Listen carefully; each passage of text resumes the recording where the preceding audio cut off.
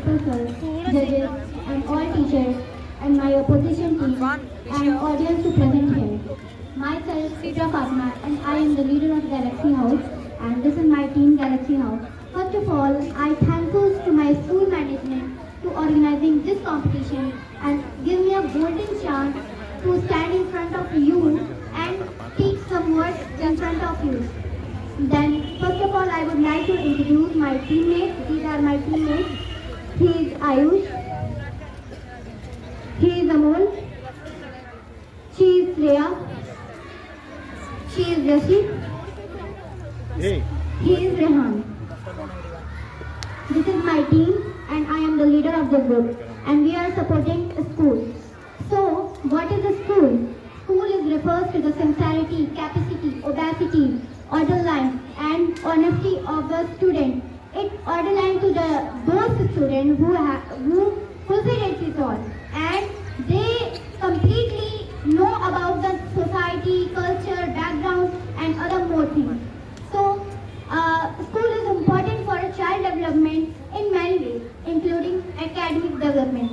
So, academic development includes school provide learning environment for a student, which offers a varieties of courses for the student, and after this varieties of courses, it make a better and their intellectual skills.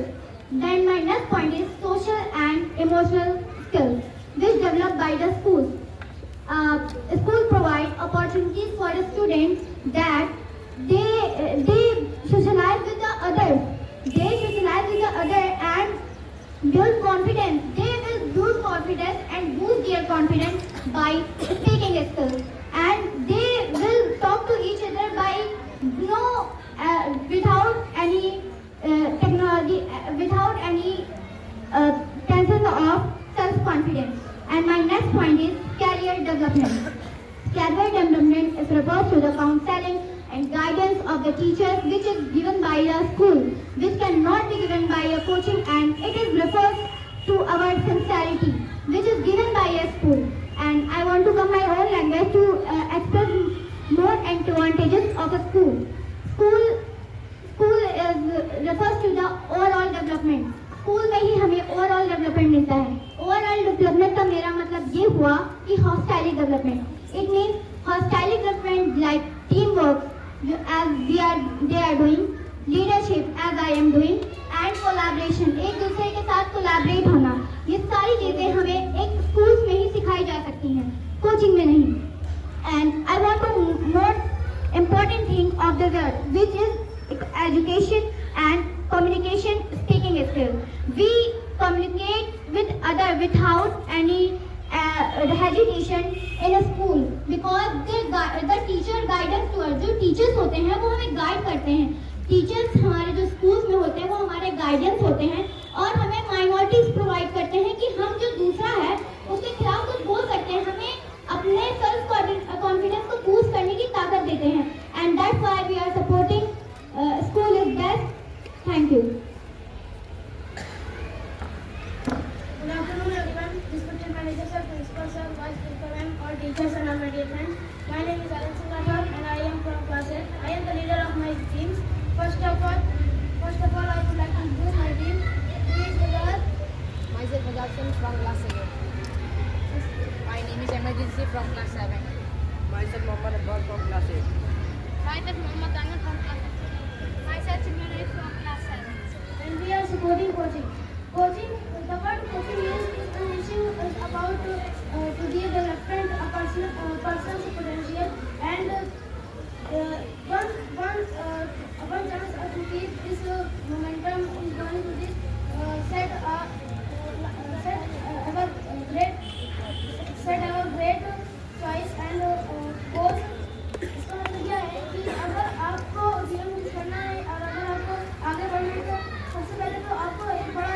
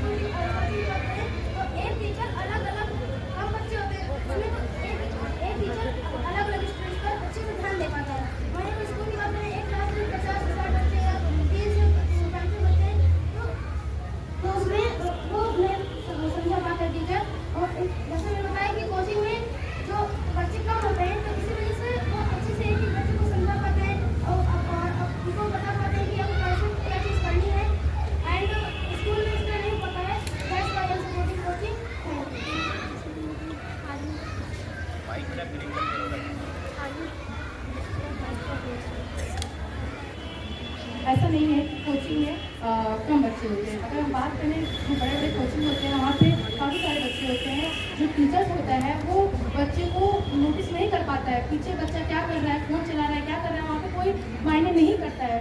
अगर हम बात करें school में, तो school में ज़्यादा बच्चे होने के कारण सेक्शन में डिवाइड कर दिया जाता है, जिसमें एक सेक्शन में 30 से 40 बच्चे होते हैं और वो जो टीचर्स होता है 30 से 40 बच्चे को आसानी से पढ़ा सकता है। और जो कोचिंग होते हैं बच्चे क्या कर रहे हैं, कैसे कर रहे हैं, वो टीचर्स सिर्फ आगे वो बच्चों को ही ध्यान दे पाता है, पीछे को बच्चे को इतना नोटिस नहीं कर पाता है। बाकी कोचिंग में स्कूल में हर जो स्कूल में टीचर्स होता है वो सारे बच्चों को नोटिस करता है। अगर कोई बच्चा बैड मैनर कर रहा है, कुछ हरकत कर रहा है, तो टीचर्स उसे या फिर पनिश करता है या फिर उसे समझाता है कि आप नेक्स्ट टाइम ना कीजिएगा। और स्कूल में पढ़ाई अच्छी होती है, कोचिंग से ज़्यादा अच्छी स्कूल में पढ़ाई होती है, इसलिए मैं स्कूल को सपोर्ट करती हूँ। That's for thank you.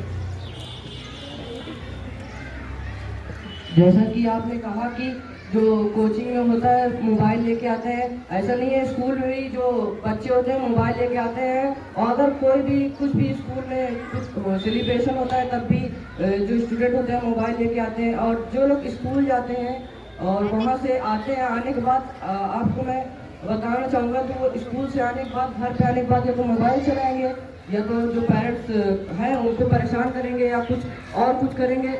लेकिन अगर उन बच्चों को अगर हम लोग कोचिंग लगवा दें तो वो लोग स्कूल से आने के बाद उस कोचिंग में बिजी हो जाएंगे और वो मोबाइल भी नहीं चलाएंगे, जिससे जो उनकी आंखों पर असर पड़ता है, आँख पर असर भी नहीं पड़ेगा। और जो पेरेंट्स को परेशान करते हैं तो पेरेंट्स भी अपना काम अच्छे से कर पाएंगे। इसीलिए मेरे हिसाब से जो कोचिंग है वो मैं प्रेफर करूँगा कोचिंग।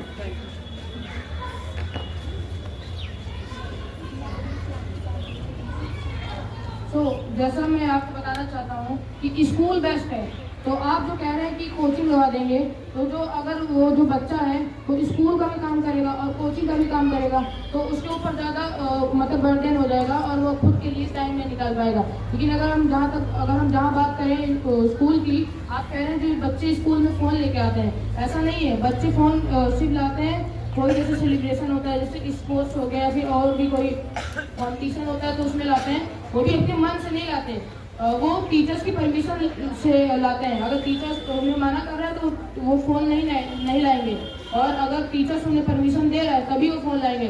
पर एज़ कम्पेयर टू कोचिंग में ऐसा नहीं होता है। कोचिंग के जो बच्चे होते हैं वो अपने मन का करते हैं, अगर उनको टीचर मना भी कर रहा है तब भी वो फ़ोन लाएंगे। इसलिए according to me school is better than coaching. Thank you.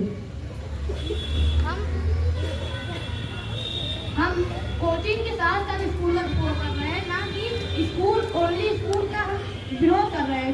School is compulsory along with school. हमारा टॉपिक ये है। एंड जो नीट और जेईई के बच्चे होते हैं वो ज़्यादातर कोचिंग से ही अपनी तैयारी करते हैं। एक नेशनल टेस्टिंग एजेंसी के अकॉर्डिंग जो बच्चे होते हैं वो 2 लाख से ज़्यादा बच्चे हर साल नीट की प्रिपरेशन करते हैं।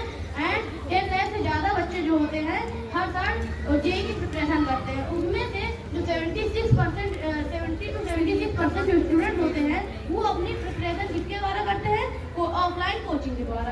एंड 20 to 25% जो स्टूडेंट होते हैं स्कूल के साथ साथ ऑनलाइन कोचिंग लेकर या फिर अपने सेल्फ स्टडी कर पास होते हैं। और बच्चे जो 10 to 15% स्टूडेंट होते हैं खाली वो ही होते हैं जो अपनी सेल्फ स्टडी करते हैं स्कूल के साथ, वो भी उनका कोई फाइनेंशियल इशू रहता है। एंड वो फ्री ऑनलाइन कोचिंग का भी सपोर्ट फ्री ऑनलाइन मतलब ऑनलाइन जितने ऐप्स आते हैं जो फ्री होते हैं उसका भी सपोर्ट लेते हैं, जैसे कि बायजूस हो गया, अनअकैडमिक हो गया। Thank you. कोचिंग जो होता है वो वेस्टेज ऑफ टाइम होता है एंड इसके साथ साथ वेस्टेज ऑफ मनी भी होता है। अगर हम बात करें एनटीए की, एनटीए में हम क्वालिफाई विदाउट कोचिंग भी कर सकते हैं, जैसे कि कई लोग किए भी हैं। हमारे स्कूल के औसाफ भाई हैं एक लोग, वो भी विदाउट कोचिंग किए नीट क्वालिफाई किए हैं। सिर्फ स्कूल में पढ़ के वो विदाउट कोचिंग किए, उन्होंने नीट क्वालिफाई किया। और बात करें कोचिंग की, कोचिंग की वजह से सबसे ज़्यादा सुसाइड होता है। जैसे कि कोटा की पर ईयर की डेटा ले लें, कोटा में per year 23 student per year suicide करते हैं। जैसे कि एक मैं स्टोरी सुनाना चाहूँगा, कोचिंग के वजह से बच्चे डिप्रेस्ड हो जाते हैं। एक स्टोरी सुनाना चाहूँगा। एक बच्चा था अमर, जिसके फादर से फार्मर। उन्होंने 5 लाख रुपीज़ लोन लेके अपने बच्चे को कोटा में भेजा शुरुआत में तो उसकी पढ़ाई अच्छी चल रही थी कोचिंग में, लेकिन प्रैक्टिस जो उसका पेपर हुआ था उसमें वो फेल हो गया। प्रैक्टिस पेपर में वो फेल हो गया, फिर वो डिप्रेस्ड होने लगा। फिर उसका जब फाइनल पेपर हुआ उसमें भी वो फेल हो गया। उसमें भी वो जब फेल हो गया फिर उसने डिप्रेस्ड में जाके उसने सुसाइड कर ली। जब 4-5 बच्चे गए सुसाइड कर लिया तो फिर न्यूज़ में खबर छपी। और बात करें कोचिंग की स्कैम की, कोचिंग झूठ भी बोलता है। जैसे कि हम बात करें 2023 के AIR में आफ्ताब शेख की, जिन्होंने ऑल ओवर इंडिया में फर्स्ट रैंक लाई थी, उसका 6-7 कोचिंग अपने पोस्टर में नाम लिखवा दी कि ये मेरे कोचिंग में पढ़े हैं, ये मेरे कोचिंग में पढ़े हैं। ये सब झूठ बोले थे, क्योंकि पेरेंट्स इससे मैनिपुलेट हों कि हमारे कोचिंग में बच्चे आएँ। कोचिंग सिर्फ wastage of time, wastage of money है। इसीलिए school is more than better coaching. Thank you.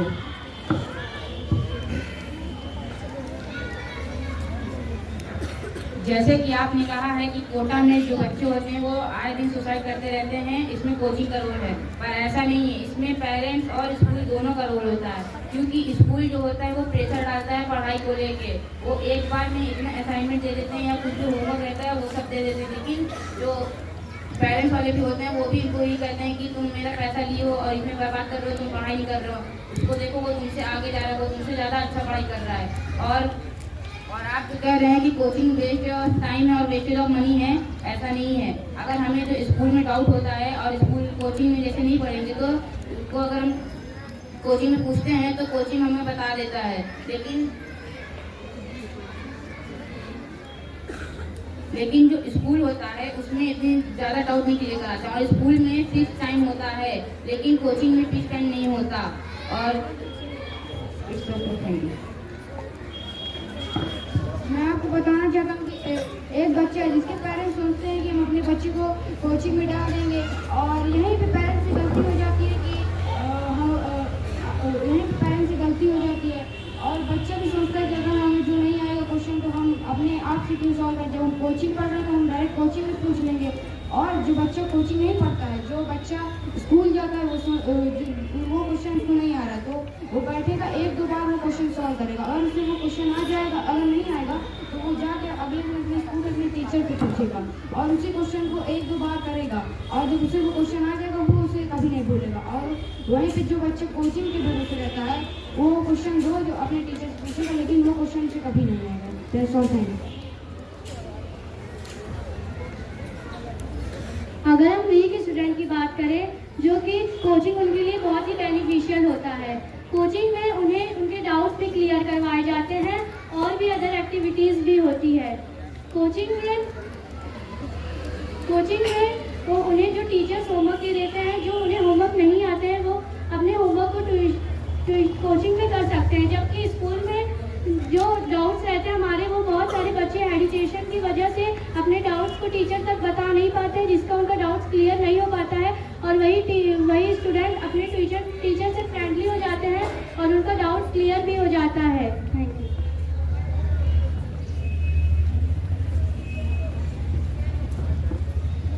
जैसा हम कह रहे हैं कोचिंग में इतने सारे स्टूडेंट होते हैं, जिसमें से जो टीचर होता है वो पीछे के स्टूडेंट पर ध्यान ही नहीं दे पाता है, आगे के ही कुछ बच्चों पर ध्यान दे पाते हैं, और जो बीच के स्टूडेंट होते हैं वो पीछे ही बैठे रह जाते हैं, जिसकी वजह से कोचिंग के टीचर जो होते हैं वो कुछ ही बच्चों को जानते हैं और पीछे के बच्चों को वो नहीं समझ पाते, जिसकी वजह से बच्चे वीक हो जाते हैं। तो ऐसा स्कूल में नहीं होता। स्कूल में एक लिमिट होती है हर एक क्लास में, अगर बच्चे ज़्यादा हो रहे हैं 50 से और 40 से तो सेक्शन कर दिए जाते हैं। जो ऐसा बताइए कोचिंग में होता है, ऐसा कोचिंग में तो कभी भी नहीं होता। और जो एक बच्चा होता है वो पहली बार स्कूल में ही आकर बैठना सीखता है, बोलना सीखता है, मैनर सीखता है, डिसिप्लिन सीखता है कि हमें बड़ों से कैसी बात करनी चाहिए, छोटों से कैसी बात करनी चाहिए। Thank you. जैसा कि आप बोल रही हैं कि वो अपने स्कूल से अपने बैठने का तरीका सीखते हैं, ये गलत है। पहले जो छोटे बच्चे रहते हैं वो अपने कोचिंग से डिसिप्लिन सीख के आते हैं। और जैसे कि हम कोचिंग की बात करें तो ऐसे बहुत से सारे एग्जाम होते हैं, जैसे UPSC। अगर हम जैसे हम कोचिंग ना लेते तो उसको क्वालिफाई करना बहुत ही मुश्किल हो जाता है और उसमें स्कूल का रोल नहीं होता है। ओवरऑल 65 से 75% बच्चे हैं वो अपना यूपीएससी का एग्ज़ाम कोचिंग ही से अपना पास करते हैं। और जो 25 to 35% बच्चे रहते हैं वो अपना टॉप टायर कोचिंग सेंटर से अपना यूपीएससी एग्ज़ाम पास करते हैं। और 15 to 25% बच्चे रहते हैं वो अपना UPSC exam mid tyre coaching centre से पास करते हैं। और जो 10 to 15% बच्चे हैं वो अपना ऑनलाइन कोचिंग और प्लेटफॉर्म से जो कोचिंग सेंटर से अपना यूपीएससी एग्ज़ाम पास करते हैं। Thank you. कोचिंग जो होती है वो अफोर्डेबल नहीं होती है। यूपीएससी कैसे क्लियर हो सकता है? आप दिव्या तानवर को ले लीजिए, वो एक हिंदी मीडियम से थी, उन्हें इतना अफोर्ड नहीं था, उनकी फैमिली कंडीशन इतनी अच्छी नहीं थी कि वो कोचिंग ज्वाइन कर ले। और वैसे भी कोचिंग एक वेस्टेज ऑफ टाइम है, जहाँ पर हमारे पेरेंट्स को मैनिपुलेट किया जाता है कि आप हमारी कोचिंग में आइए, हम आपको 10 से 10 फैसिलिटी दी जाती है, लेकिन उसका रिजल्ट कुछ नहीं आता। आप कोचिंग पर डिपेंड हो जाते हैं कि कोचिंग में आएगा तो कोचिंग में हम पूछ लेंगे, कोचिंग में होगा तो हम कोचिंग के टीचर से पूछ लेंगे, कोचिंग टीचर हमें बता देंगे। आप उन पर निर्भर हो गए, आपने अपने सेल्फ कॉन्फिडेंस को खो दिया। और इतना ही नहीं, जो यूपीएससी की आप बात कर रहे हैं, नीट की बात कर रहे हैं, दिव्या तानवर, मनोज शर्मा, आकृति शर्मा, ऐसे कई टॉपर्स निकल के आए हैं जिन्होंने हाईएस्ट रैंक कर करके और हमारे इंडिया को प्राउड फील कराया है। और अगर इंडिया की डेवलपमेंट की बात करें हम, तो यूक्रेन, चाइना, इतने जो डेवलप कंट्री है, अमेरिका जैसी डेवलप कंट्री, कभी भी आपने सुना है कि वहाँ पर कोई कोचिंग है? आपने कभी नहीं सुना होगा कि वहाँ कोचिंग है, क्योंकि वहाँ पर कोचिंग है ही नहीं, वो कोचिंग को बढ़ावा नहीं देते। और हमारे जितने भी मतलब जो हमारे महात्मा थे, जो हमारे बड़े बुजुर्ग थे, या फिर जिन्होंने हमारे इंडिया का नाम किया, भीमराव अम्बेडकर, एपीजे अब्दुल कलाम, ऐसे बहुत सारे लोग जिन्होंने हमारे देश का नाम किया है, क्या कभी आपने सुना है कि वो कोचिंग गए थे? क्या कभी आपने सुना है कि उनके जो डाउट हैं वो कोचिंग से क्लियर हुए थे?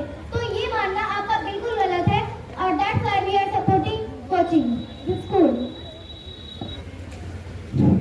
जैसा कि आपने कहा कि कोचिंग अफोर्डेबल नहीं है, ये गलत है। कोचिंग की जगह स्कूल अफोर्डेबल नहीं है, क्योंकि उसमें हमें यूनिफॉर्म का पैसा, एग्ज़ाम फीस और काफ़ी सारी एक्स्ट्रा फीस, ट्रांसपोर्टेशन फीस, काफ़ी सारी चीज़ देना पड़ता है प्राइवेट स्कूल में, जो गरीब फैमिलीज होती हैं वो उन्हें अफोर्ड नहीं कर पाती। अगर हम लोग बात करें गवर्नमेंट स्कूल की, तो गवर्नमेंट स्कूल में इतनी अच्छी पढ़ाई नहीं होती कि हम वहाँ से एजुकेशन ले सकें। और जो आजकल भी भारत में जो रूरल फैमिलीज हैं, वो इतना नहीं इनकम होता उनके घर में कि वो प्राइवेट स्कूल को अफोर्ड कर सकें। अगर हम लोग बात करें शहरों में, तो शहरों में भी जो गरीब फैमिलीज होती हैं वो अपने बच्चों को स्कूल में नहीं पढ़ा पाते हैं। तो शहरों में एक संस्था है NGO नाम से, जो कोचिंग के माध्यम से गरीब बच्चों को कोचिंग पढ़ा रही है, जिससे जो गरीब फैमिलीज हैं उनका फ्यूचर बन रहा है। और जो NGO है वो कोचिंग बहुत ही आसानी से चला सकती है, क्योंकि जो स्कूल है उसे चलाने के लिए हमें एक बड़ी ज़मीन और बहुत पैसा चाहिए होता है, लेकिन जो कोचिंग है उसे हम आसानी से कहीं पे भी चला सकते हैं। और जो कोचिंग के माध्यम से एजुकेशन ले रहा है उसे भी महंगा नहीं पड़ता है, और जो कोचिंग चला रहा है उसे भी महंगा नहीं पड़ता है। Thank you.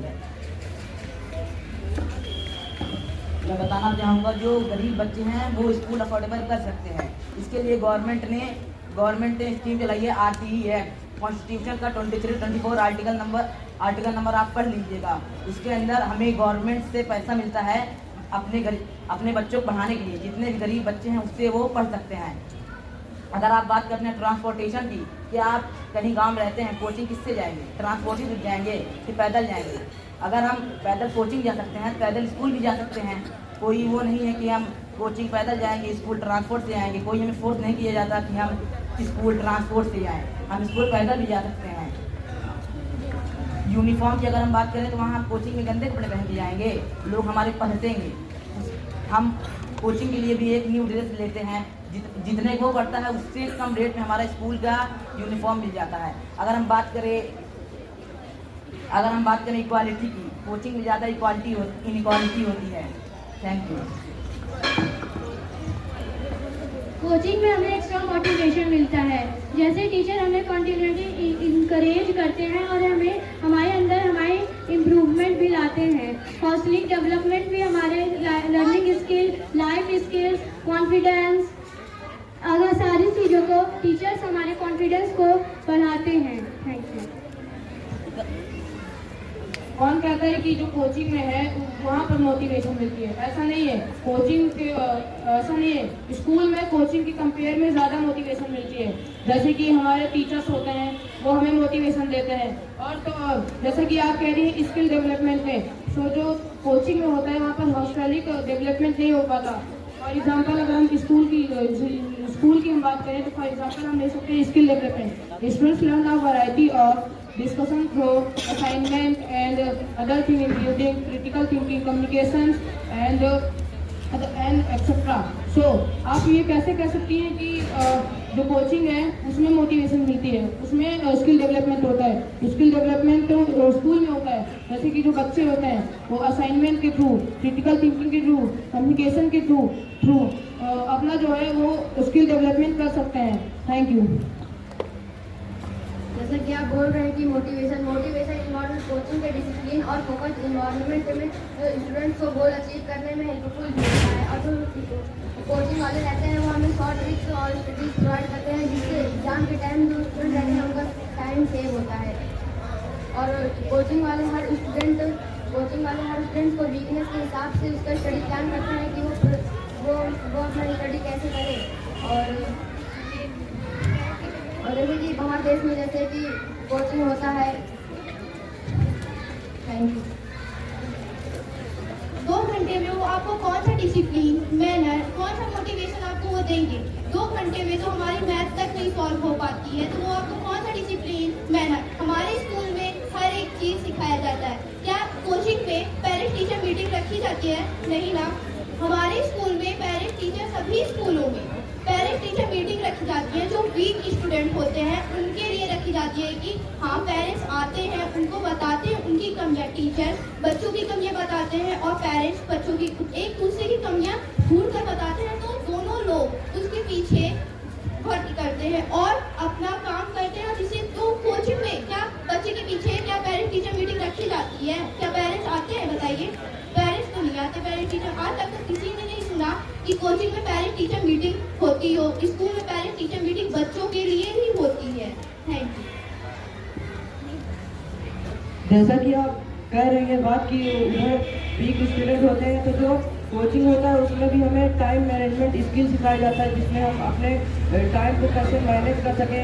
जो स्टूडेंट जो सब्जेक्ट में वीक होते हैं हम लोग जो स्टूडेंट में जो सब्जेक्ट में वीक होते हैं कोचिंग में उस सब्जेक्ट को ज़्यादा टाइम दिया जाता है, और जो सब्जेक्ट स्ट्रॉन्ग होते हैं उसमें कम टाइम दिया जाता है। जिससे जो स्टूडेंट रहता है जिस सब्जेक्ट में जो वीक रहता है तो उस सब्जेक्ट में उसका स्ट्रॉन्ग हो जाता है। और अगर हम लोग बात करें स्कूल की, तो स्कूल में सब सब्जेक्ट को बराबर टाइम दिया जाता है, जिससे जो स्टूडेंट होता है अपने वीक सब्जेक्ट को ज़्यादा टाइम नहीं दे पाता है। इसलिए मेरे हिसाब से कोचिंग ज़्यादा बेनिफिशियल है। Thank you. तो आप ये बताइए कि कोचिंग कितने घंटे की होती है? मिनिमम ले जाइए तो 1 घंटे, 1.5 घंटे, आधे घंटे, और अगर मैक्सिमम ले जाएंगे तो 2 घंटे। 2 घंटे according to NCF the national framework, national curriculum framework के अकॉर्डिंग हमेशा हमारे जितनी भी कोचिंग्स होती हैं उनके पास ये जो हमारा जो NCF कहता है कि उनके पास कोई भी क्वालिफिकेशन नहीं हो रहा है। तो यही तो हम आपको बताना चाहते हैं कि ये वेस्टेज ऑफ मनी है। किसी जो टीचर्स होते हैं उनके पास कोई क्वालिफिकेशन नहीं है, कोई चीज़ें नहीं है। 8 पास है ना, 8 पास है, 10 फेल है, अपना बिजनेस खोल लिया है। तो यही तो है, यही तो एक बिजनेस है। वो एक मतलब हमारे पेरेंट्स को मैनिपुलेट कर रहे हैं। टीचर को आ कुछ नहीं रहा है, लेकिन वो आपके डाउट्स को सॉल्व कैसे कर सकते हैं आप यह हमें बताइए।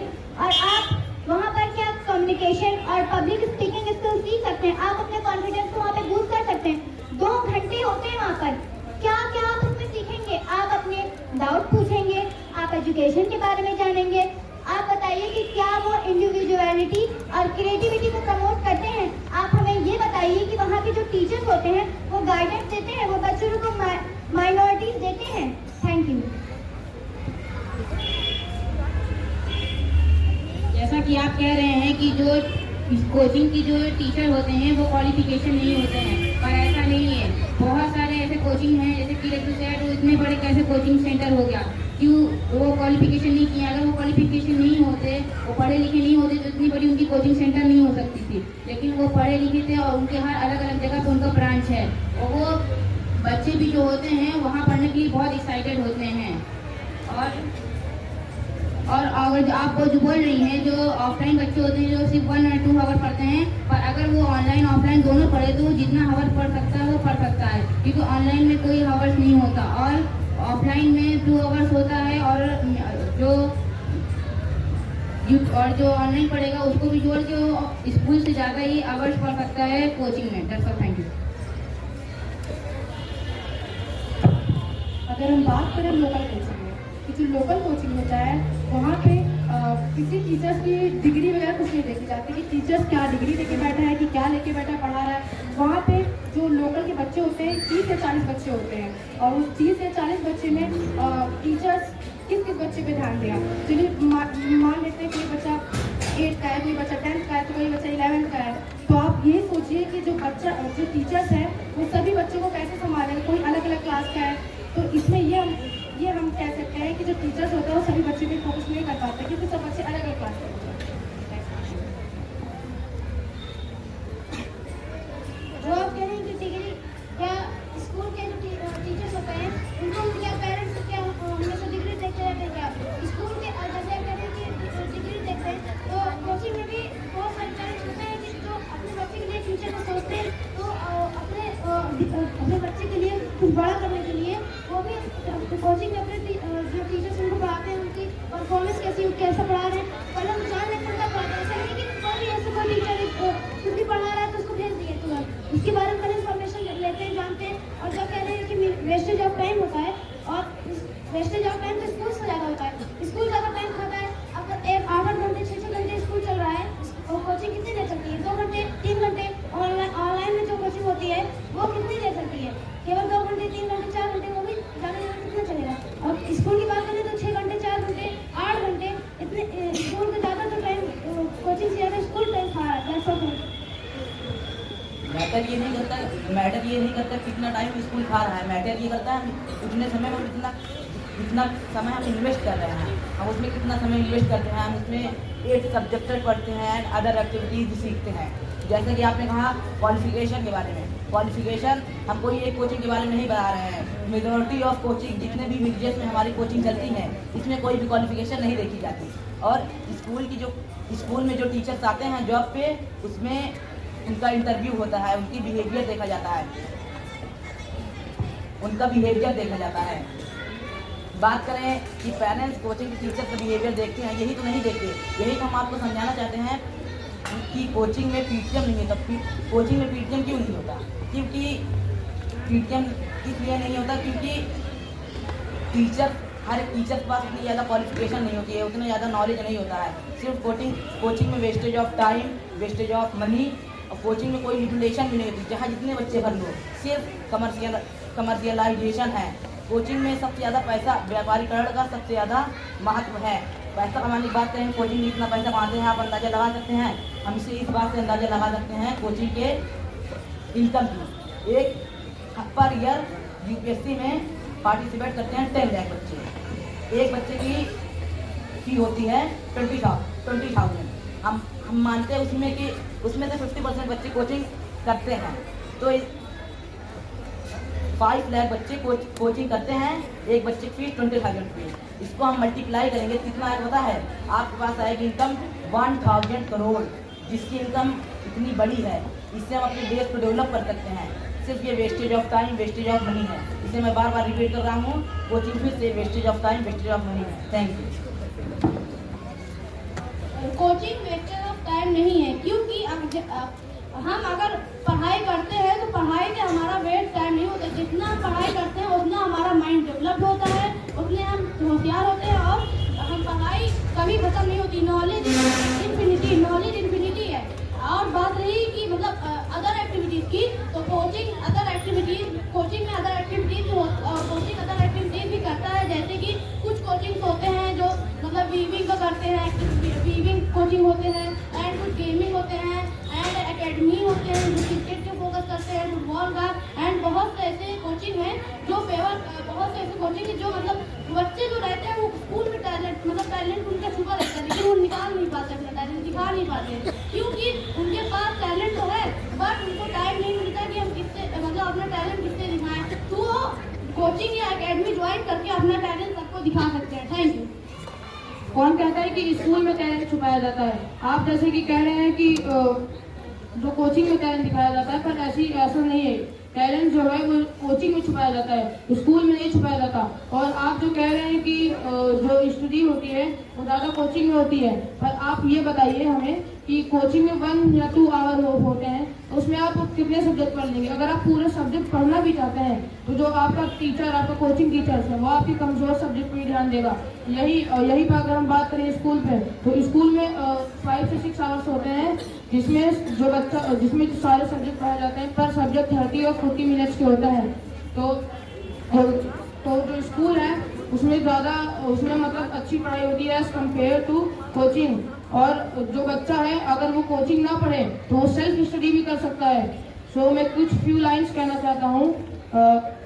मेरे स्कूल जैसा कोई नहीं दूजा, सरस्वती माँ की होती है पूजा। मेरे स्कूल जैसा कोई नहीं दूजा, सरस्वती माँ की होती है पूजा। गुरु हमारे पाठ पढ़ाते और नई नई बातें सिखलाते। और आप हमें एक बात और बताइए कि जो स्कूल में होता है, स्कूल में जो स्टडी होती है, इसमें इंक्लूड क्या क्या होता है? आपके स्पोर्ट्स हो गए, आपके अदर कंपटीशन हो गए, जैसे अभी भी यहाँ पर डिबेट कंपटीशन हो रहा है, तो ये सब कोचिंग में होता है? आप हमें बताइए। इसलिए according to me school is better than as compare to coaching. Thank you. जैसे कि आप कह रहे हैं कि कोचिंग जो बच्चे जाते हैं उनका टाइम वेस्ट होता है, लेकिन अगर जो आप बोलते हैं कि यूपीएससी के जो पास करते हैं वो स्कूल से थोड़ी ना पढ़ाई करके यूपीएससी पास करते हैं, या जो नीट की तैयारी करते हैं वो स्कूल से थोड़ी ना ज़्यादा करते हैं, और यूपीएससी की तैयारी कोचिंग से ही कर पाते हैं। और जो आईआईटी नीट जो कंपटीशन होता है, कंपटीशन में भी बहुत टफ कंपटीशन होता है, वो स्कूल में नहीं बता पाते इतना कि उसमें उतना वो लोग का आए। अगर वो लोग बताएंगे भी तो 20% ही होगा जो आएगा, लेकिन अगर जो हम कोचिंग में पढ़ेंगे उसमें से लगभग 50 या 60% तक आता है एग्जाम में। और अगर हम जो आप बोल रहे हैं पढ़ाई करने से आप टाइम खराब होता है, लेकिन अगर हम पढ़ाई करते रहे तो पढ़ाई खराब नहीं होता, बल्कि वो हमारे लिए फायदेमंद होता है। और मैं आपको कुछ कहना चाहता हूँ कि हरिवंश राय बच्चन ने कहा है कि जितना ज़्यादा पढ़ोगे उतना ही समझोगे, जितना ज़्यादा पढ़ोगे उतना ही समझोगे, ज्ञान का सागर है, इसे कभी नहीं भूलोगे। That's all. Thank you. School ही ज्ञान का सागर है। और मैं आपको बताना चाहता हूँ कि जैसे कि स्कूल में हमें अलग अलग जगहों पे टूर घुमाने ले जाया जाता है, और वहीं पे आप कोचिंग में देखेंगे ना आपको कहीं घुमाने ले जाएंगे, ना फिर आपको गेम्स होता है ना कुछ होता है। और वहीं पे स्कूल में गेम्स, स्पोर्ट्स और कंप्यूटर लैब्स, स्मार्ट क्लास और अदर एक्टिविटीज़ भी होती हैं। और वहीं पे कोचिंग में ये सब नए कंप्यूटर क्लासेस ये सब नहीं होता। और अगर अब एपीजे अब्दुल कलाम ने कहा है अगर कोई ताला बना तो उसकी चाबी भी बनी है। That's all. थिंग। कोचिंग में हमें बहुत अदर एक्टिविटीज़ भी सीखने को मिलती है, जैसे कि मतलब कोचिंग कई तरीके की होती है। आपने कहा कंप्यूटर में कोचिंग नहीं होती, कंप्यूटर स्कूल से सिखाया जाता है। कितने घंटे सिखाया जाता है? हफ्ते में 2 बार 3 बार ले जाएंगे ज़्यादा ज़्यादा, वो भी हाफ आवर के लिए। एंड जो अगर हम इंस्टीट्यूट ज्वाइन कर लेते हैं कंप्यूटर इंस्टीट्यूट, तो उससे आप मतलब दिन में 2 या 3 घंटे का टाइम रहता है, उसके अकॉर्डिंग हम उसमें वहाँ पढ़ सकते हैं और आप अपने टॉपिक से भटक रहे हैं। क्योंकि हमारा टॉपिक ये नहीं है कि स्कूल वर्सेस कोचिंग हमारा टॉपिक नहीं है, बल्कि हमारा टॉपिक है school versus coaching is necessary along with school. Thank you.